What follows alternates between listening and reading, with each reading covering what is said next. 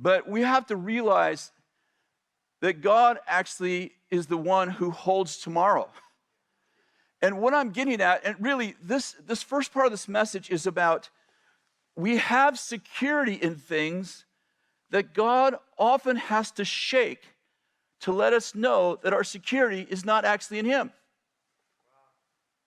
And what I'm getting at, this virus is a great example. I want the virus to go. I pray the virus goes. I feel like the virus is going to go soon. So let me be clear. This isn't a doomsday message. It's that God often takes the things that we find security in and he shakes them. Not to hurt us, but to show us, hey, the reason why you feel so good about tomorrow has nothing to do with reality. I think about Abraham and Sarah, how they waited forever to have a kid. I don't know how long it was, 60 years, 50 years, before they finally had this promise that God gave them. You're going to have a son. You're going to be the father of nations. Nations were going to come to your life. I mean, all these promises. And they had one problem. They couldn't have a kid. And finally, they have a kid, as you know, Isaac. And when Isaac's a teenager, I don't know, he's 13, 14, 15, 16 years old, God goes, Abraham's feeling pretty good about life. He's got the son. He finally like, oh, my hope is in Isaac. And God goes, oh, that's the way you're thinking. Okay, let's take Isaac up to the mountain and let's sacrifice him.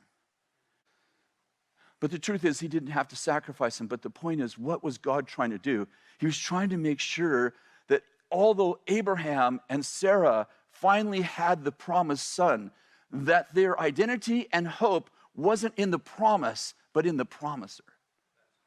And Isaac, I love the Hebrew writer, does this great commentary on Hebrews, and he said, does a great commentary on Abraham, and he said, Abraham finally came to this place where he realized that if Isaac died, that God would raise him from the dead.